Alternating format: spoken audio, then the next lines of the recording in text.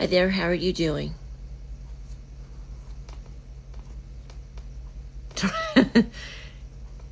I haven't been live in a really long time, so you have a good memory. I have pretty much stopped going live and just decided to do it spur of the moment, really. What time is it in the UK?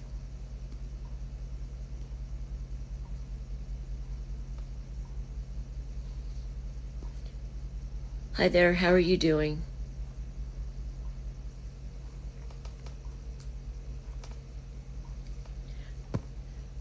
"5:43 a.m. Hi, Cookie. Is it the Cookie that I'm friends with? Gosh, you get up early. Hi there, hi, Johnny. Sup? What's up? It is you. Yeah, I haven't talked to you in a while. You are an early riser. I am not an early riser.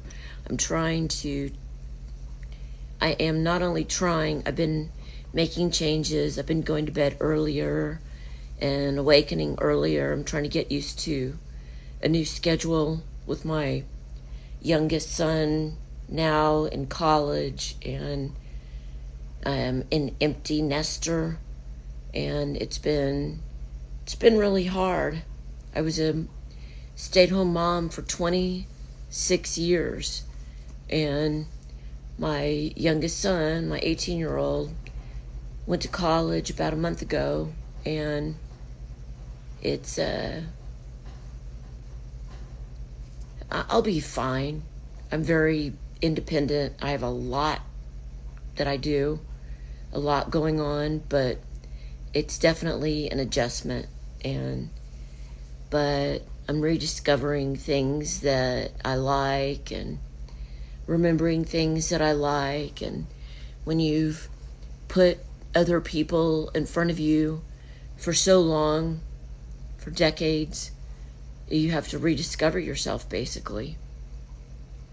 So that's where I am, and been starting to do all kinds of things that I haven't done in a long time. And I've been talking to different ghostwriters and book publishing companies, trying to figure out if my book that I want to write if it's really even worthwhile, if it's just going to be me spending money and not really recouping the money and then hopefully making some, then it's pointless. So I've been thinking a lot about whether or not I really should do my book, and I think that I really shouldn't think of it monetarily, that I should just do it because it was such an important part of my life, and perhaps I can help other people. I would think that I could. I don't know, but I would think that I could. Hi, is it Don't Slip, Get a Grip? Hi there, how are you doing? But I'm doing that, and then the documentary miniseries has been put on hold because of the writer's strike. So that'll give me some time for that, and I have so much I'm trying to do, actually, that I'm pretty overwhelmed, and it's sometimes hard for me to prioritize. I guess it is for a lot of people, unless something is just an absolute emergency. It's when everything seems like it's about equally important, then it can be hard to prioritize. And I tend to want to chunk things and do something for like 4 or 5 hours versus being more balanced and doing some things for a couple hours and then other things for a couple of hours. So I'm trying to find my balance, so to speak.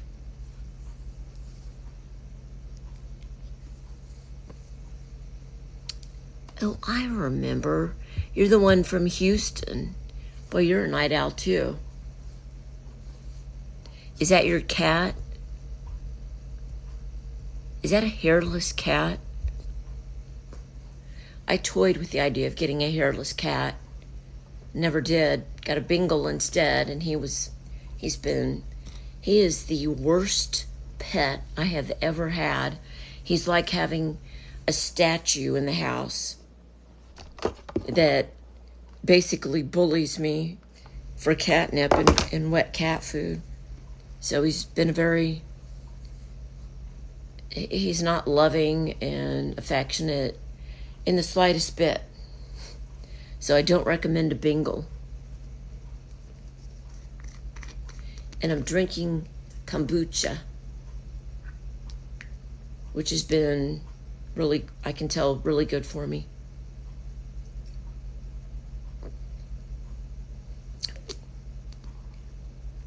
It has, I guess you could say, bite to it. It took me quite a while to get used to it. And then I can tell that I crave it. It must be that good microflora that's craving it, is what I think. Because at first, initially, when I first started drinking it, I really deplored it. But now I actually crave it about once a day. Just wanted to say, really? Well, thank you.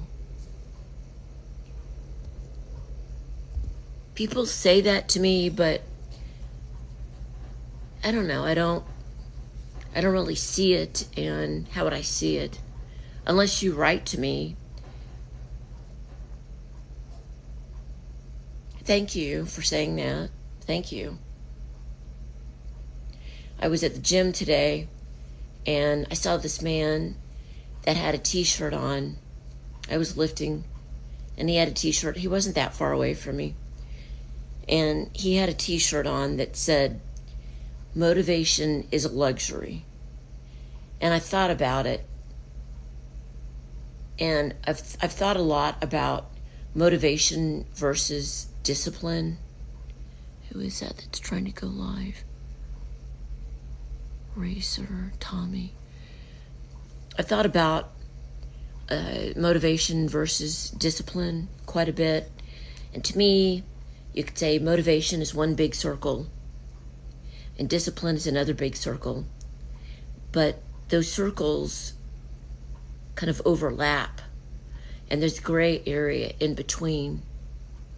And to me, I know people say that in order to control your weight and your lifestyle, you have to be disciplined. But to me, you have to have motivation in order to do that. So to me, it's philosophical. I want to read more about it, the exact definition of motivation versus discipline, because so many people say you have to be disciplined to make yourself eat a certain way and exercise. But I think, well, what if you're not motivated? To me, it's not quite so succinct. It's not quite so defined. There's, to me, gray area. But I think a lot. I probably overthink. I know I'm very philosophical, but where's discipline without motivation? How do they go hand in hand is what I think. I don't think it's just pure motivation versus just pure discipline. That's how I feel about it. Similar in age, and just started back on my journey to health. So yeah, seeing you and reading. Yeah, I've gotten off my own routine because of my son going to school and dealing with my mother who has dementia in another state, and I put myself last. But today really was my first day back to setting plans and goals for what I wanted to achieve, and I have no doubt that I can get back to where I want to be. No doubt whatsoever. I've done it many times, and I know I can do it again. It's just when you've got out of a routine, it makes it more difficult. Well, thank you for saying that. I'm glad to hear that. It's really kind of odd to me that I don't get that a lot from women, and I really want to reach more women followers.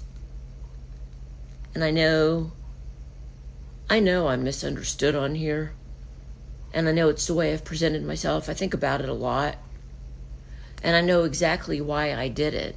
I analyzed myself, and I analyzed my videos, and I know why I did what I did, and it was to prove to myself, because in my mind's eye, I'm still that very obese person that I was for so long. So I wanted to make, the videos was for myself, so that I could see that I was no longer obese. And I needed to see it over and over again. And now, I think I've had enough of it. And I want to make a different type of video. But I don't know if I can change the so-called algorithm to be the way I want, or I really don't want to start all over again. I really did work hard to get to where I am, and it would be very sad and unfortunate to me to have to start all over just because I didn't really quite know what I was doing, to be honest. I was finding my voice and figuring out what I wanted to do. And when I first started doing this, I didn't think that I could even have much of a following. It was just more for fun, because 2 years ago, I wasn't on social media at all. I am a complete novice, completely new at it, and just started out doing it for fun, and then it just kind of evolved, and I realized I really enjoy the creativity, and it's just plain fun to me. I'm very much a kid at heart, and I have fun with it, and it's like an outlet for me, and I'm sure it is for a lot of people, not just me.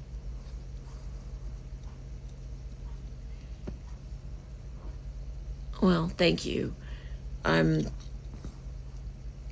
pretty creative, not to say that, to toot my own horn or whatever, but I am, and I do have my degree in fine art.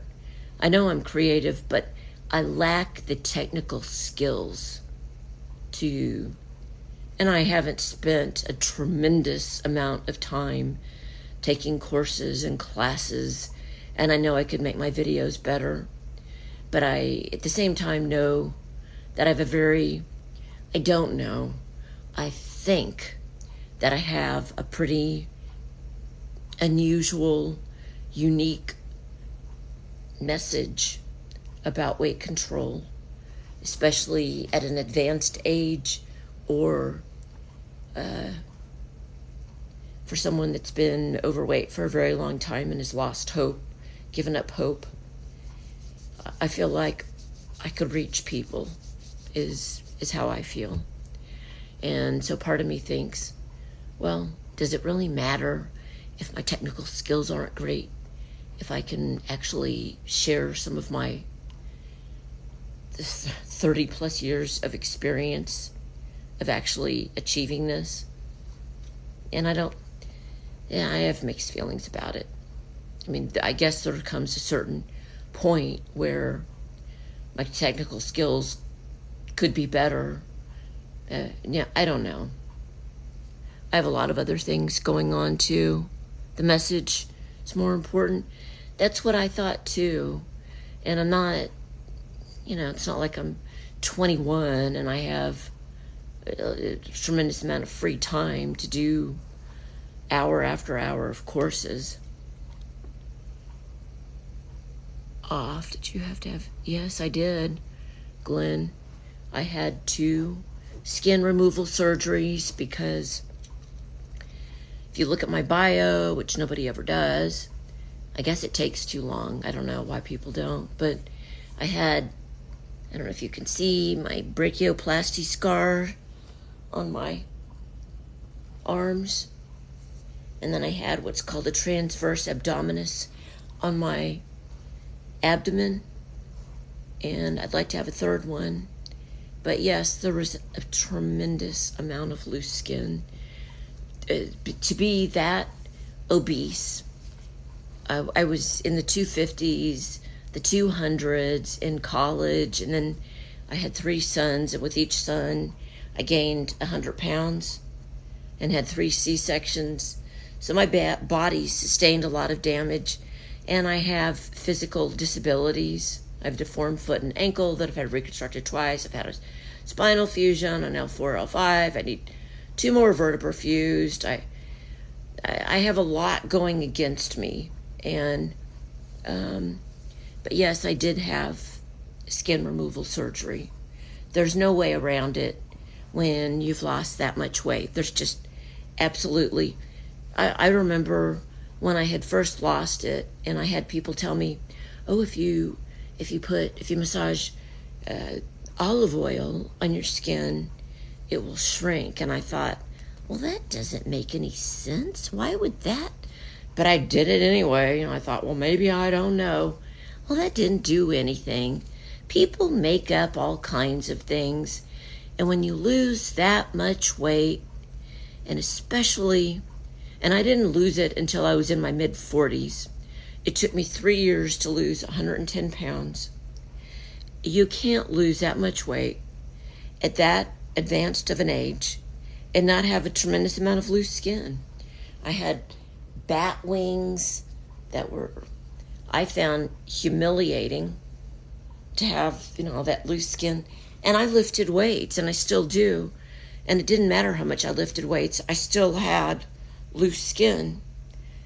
And so, it was a foregone conclusion that if I wanted to complete my journey and look and feel my best after tremendous sacrifice, and I consider it suffering. Do not see scars. Well, you probably can't see the light with the lighting, but I was a very compliant patient, and I had to rub this BioSilk oil on my skin vigorously after the surgery, and boy, I did it constantly. I was determined that I would have, these scars under your arms can be really thick and really wide and unsightly, and I didn't want that. I wanted to give, after going through all that, the last thing I wanted was to have big, thick scars on my arms. Some people, it may not bother. I didn't want it. And the scars that I do have, I don't care. You get used to it. It becomes part of your mind's eye, I guess you'd say. And it doesn't bother me at all to have scars. It's just, I feel like I'm kind of like Raggedy Ann being pieced together again. But the surgery was extremely painful, and it took a very, very long time to recover from. It took about a year to recover from. But after being morbidly obese for over 30 years, a year healing was nothing. You have to put things in perspective. A year would pass regardless whether I had the surgery or not. So I might as well have the surgery, and a year will pass, just like a year will pass from now. And whatever we do now, our future selves will reap the benefits. So, for instance, today I really didn't want to go to the gym. I haven't been in a week. I've been sick. Had a lot going on, but I thought This day will pass. This day will go so quickly. Just do it. Don't even think about it. Just go. Distract your mind. Go. Tell yourself you want to go. There's a lot of things that we can do to enable ourselves to do better, or to do what we want to do. Are you wanting to go live with me? Is that what you're...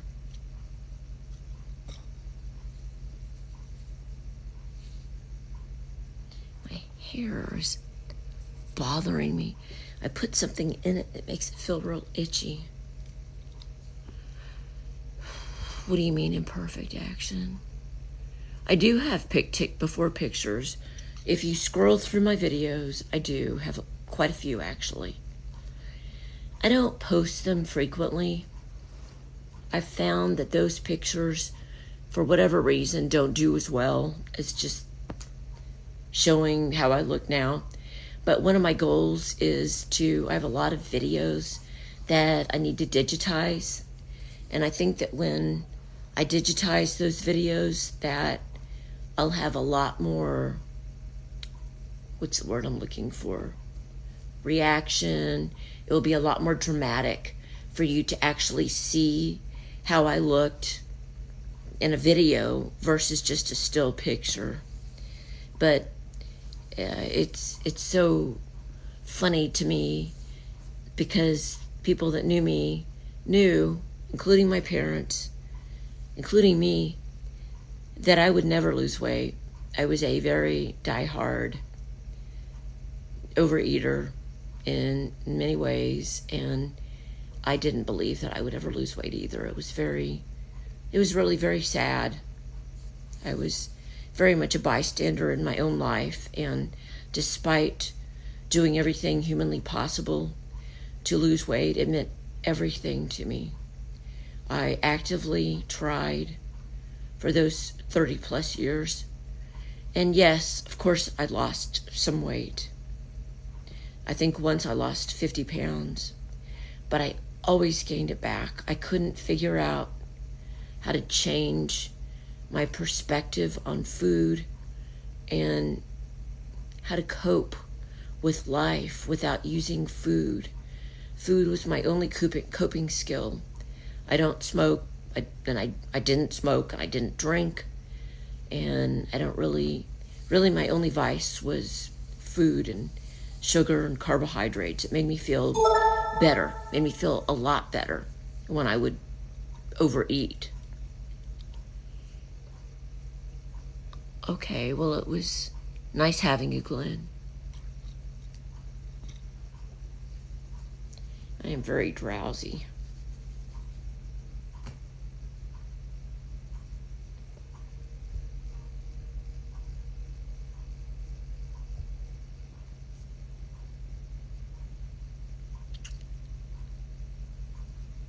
Sometimes I look at my videos and I think, why don't I smile more? And then I realize it's because I'm shy and I have to be really comfortable. Well, plus it's hard for me, unless I'm talking to someone else about something, to just naturally smile, unless somebody says something that I think is funny, and then I smile. Plus, I'm a pretty serious person. I've been serious my whole life.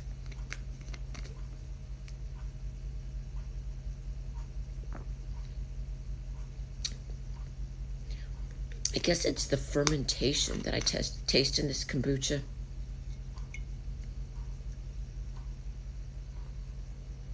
Because it's real tangy on your tongue. Does anyone... What does anyone that's in the room think is the hardest thing about trying to lose weight or losing weight? Because I think most people have tried to lose weight at different points in their life, at least.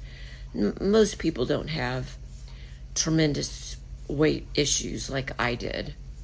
I'm pretty extreme, but most people, if they've lived long enough, have had different kinds of weight issue or wanted to lose at least 5 or 10 pounds. To me, the hardest part of trying to lose weight is getting started, getting your mind to the point where you've made the decision that you're serious and that you're going to make sacrifices and changes, and what exactly are you going to do? Because it's not like it just happens by itself, at least not for me.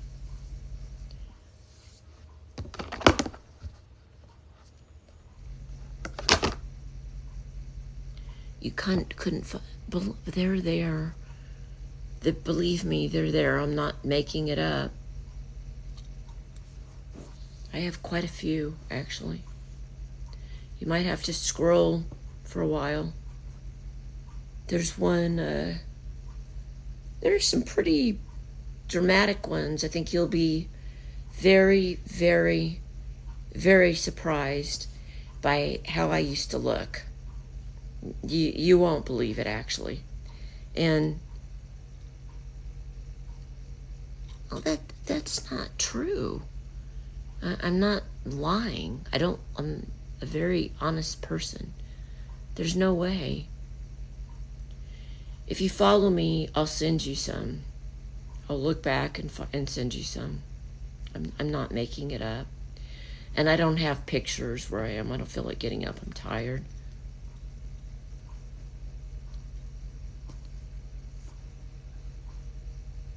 Well, thank you. That's very nice, Harrison. But I really wasn't. I was pretty gross.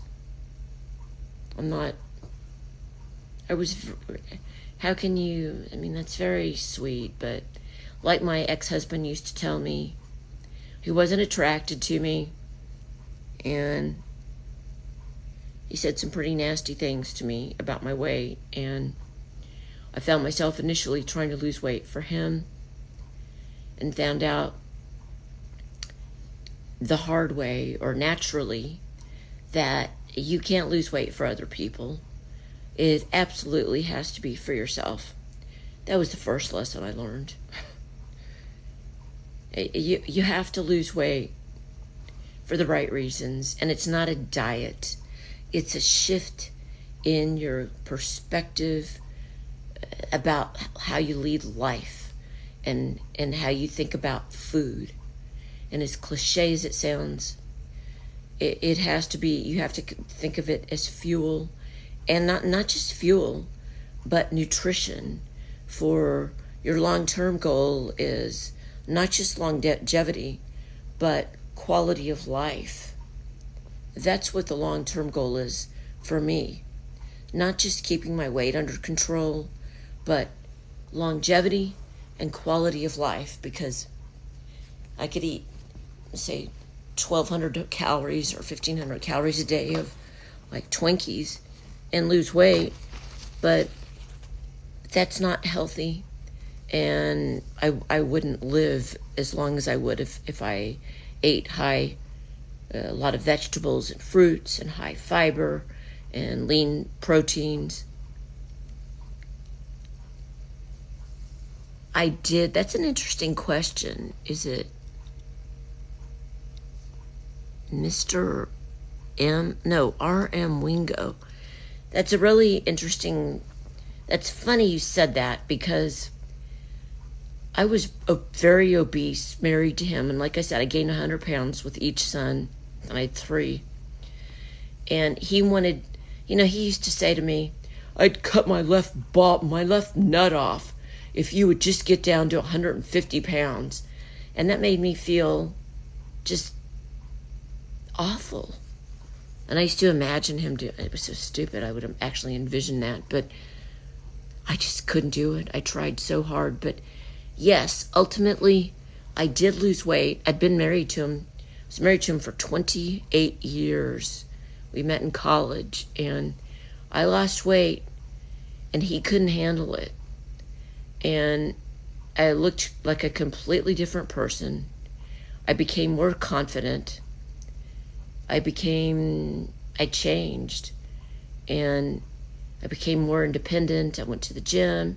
He used to actually try to stop me. He would run out to my car and try to stop me from going to the gym because he thought I was going to, I don't know where he thought I was going, but he thought I was having affairs, and he didn't trust me anymore. And I became much more attractive after losing all that weight, and he couldn't handle it, and the marriage dissolved the marriage was already dissolved.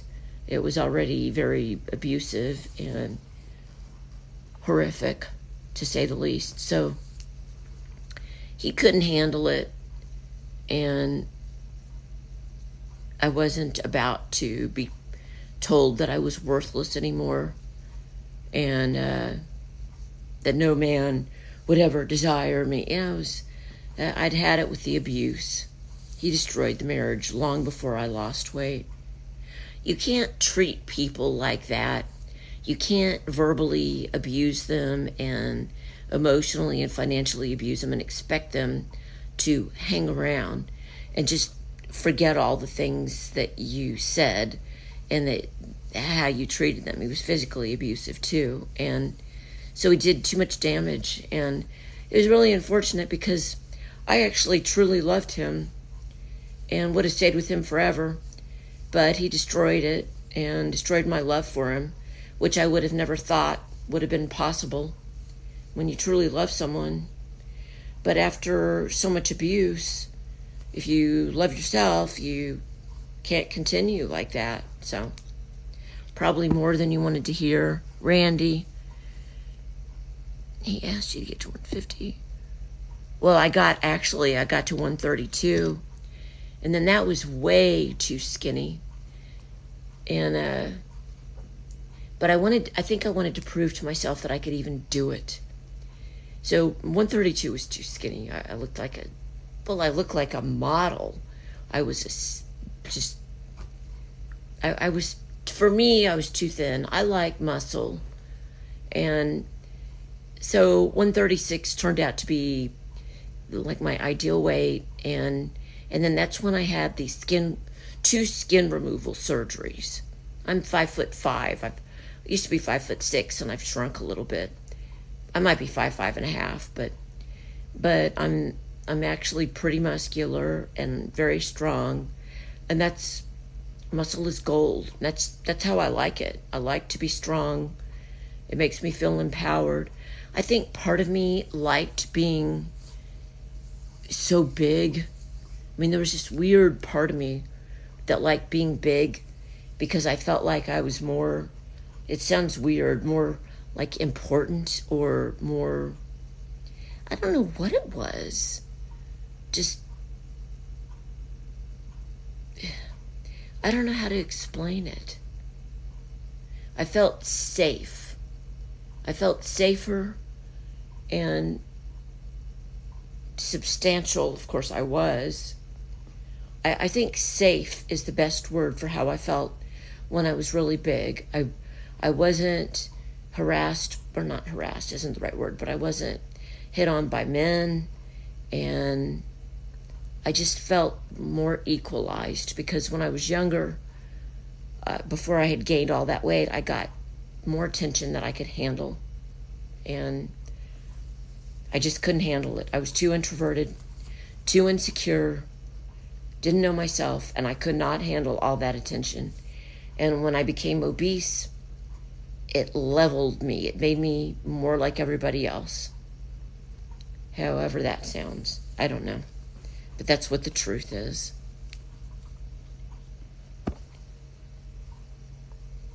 Invite Texas. Hi, Texas Heart Doctor. How are you? Where were you and the ex able to salvage any kind of... That was the most brutal divorce. He was a narcissist. He had some kind of mental breakdown while we were married. He'd been on an antidepressant for decades, and he decided he could suddenly get off the antidepressant and do better. And instead, he had some kind of psychotic breakdown and became abusive to all of us, to the kids and to me. And no, there was no, as a matter of fact, we had to use Family Wizard to communicate because he was so horrible to me. He intimidated me, tried to scare me. He broke into my car. He did all kinds of really horrible things, and we had to see a therapist separately. And it's like something you'd see in a movie, and you would think there's no way someone would go to such great lengths for someone to punish the other person. But he did. He went to great lengths to punish me. And he did for years and years and years. And I still suspect that he does things to try to punish me. He's a real sick creep. You know, I could have thrown a dart at a dartboard trying to find the right mate. And I most certainly would have found a better mate than I found him. I was an idiot. I married a narcissist. I knew he had something mentally wrong with him, but I'm a rescuer. I wanted to save him. I used to feed him, take care of him, help him. I told him about going to a psychologist and getting help and encouraged him to get on it. I was so good to him. I took him under my wing to try to help him. And I don't know if it made me feel important or I think I was trying to genuinely help someone. And instead it basically was the worst decision of my life. It affected me for the rest of my life. So, like people I know some people that say, someone in particular that says, no good deed goes unpunished. Well, that was a good deed, marrying someone like that, taking him under my wing, trying to help them. And all it did was pretty much destroy my life. And I've had to rebuild my life from scratch. There's so much. I've thought about writing a book about it, but it's so depressing and so defeating. It's like one person is so, I don't want to call myself noble, but I know I'm a good person and good-hearted. And he was such an evil, sick, mentally ill man. And I was not equipped. The forensic psychologist we saw, the judge ordered for us to see, pinpointed him real fast. And he saw that I was trying to communicate with him and do the right thing, but I was not equipped mentally to deal with someone on that level.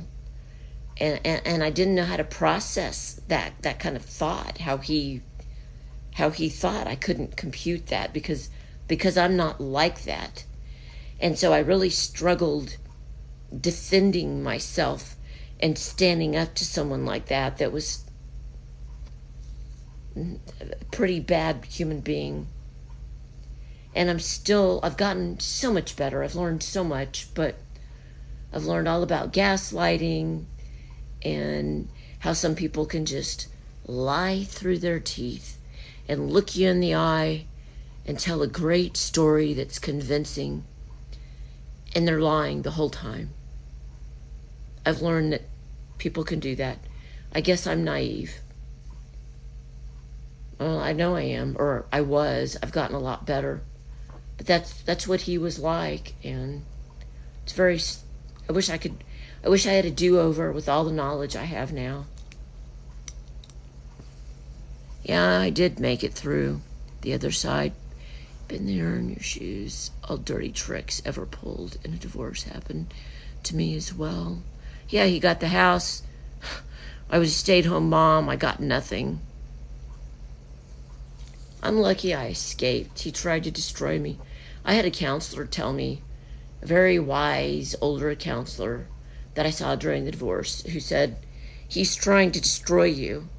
And I said, oh, that's ridiculous. She was right. I don't know why I was like that. Maybe I was dumb. I don't know. Naive, dumb, foolish. But I didn't think like that. And so it was hard for me to understand that someone could be so evil or bad or malignant or I don't know what the right words are, but it didn't, I had a hard time, I struggled with that, and I still do. I just know that I'm very sensitive, and when I come across someone that I can feel there's mental illness, I don't want to be around them. I can't handle that. I don't like being around mentally ill people. And it's not that I don't want to help them, but I think I've done enough helping in my life of people that were mentally ill and animals that didn't have homes. And I've given and given and given. I've given everything to my sons. And now I need to try to think about myself again, is really what I need to do. Invite. Feels good to be me. Well, good for you. I'm glad it feels good to be you. It's really weird to me that my son isn't here, and that I have all this freedom after 27 years of being a stay-at-home mom. And I made the mistake. I wish I'd had somebody that could advise me. My mom didn't teach me anything really, but I pretty much gave up my identity when I was a mom, and everything was for my sons. The music we listened to, and I'm a huge music lover, but I changed all my music to kids' music and classical music for them. All the books we read, and I read to them constantly throughout the day and every night. Every place I took them was for them. If we went to a restaurant, it was for them. Everything we did, and I am not exaggerating, I never had any kind of a girls' night out all those years. Never. I never wanted to leave them. And I always struggled later when I got older going to the gym, because I didn't like the idea of leaving them at home, even though they were older. I couldn't bear. It was so hard. I don't know why. I think it's because my mom used to leave me at a young age for the whole weekend when she dated. And I didn't want to do that to my sons. I wanted to always be available and be there if they needed me. And so to this day, until my son left for college, if he was home, it was very hard for me to go to the gym or go someplace, because I always felt obligated that I was responsible, that even though he was 18, and I know that's extreme, but most people aren't like that, but that's how I am. And maybe it goes back to my childhood of always being left alone and feeling unloved and uncared about and scared. Being at home alone is, I guess, what I felt. And I didn't want to be like that. I wanted my kids to feel loved and attended to, and that I was here for them. So anyway, but I've talked to, throughout my life, so many moms, and I've never met a mom that didn't have a problem going somewhere and leaving her kids at home. I could never even hire babysitters. That was a big deal to me. I don't know why. Maybe a psychologist could tell me why. I couldn't even bear for a babysitter to take care of my kids. It has to be something from my own childhood, is all I can think of. But it's, what time is it? 12:30, so I need to go to sleep. Hi, Marco Villarreal.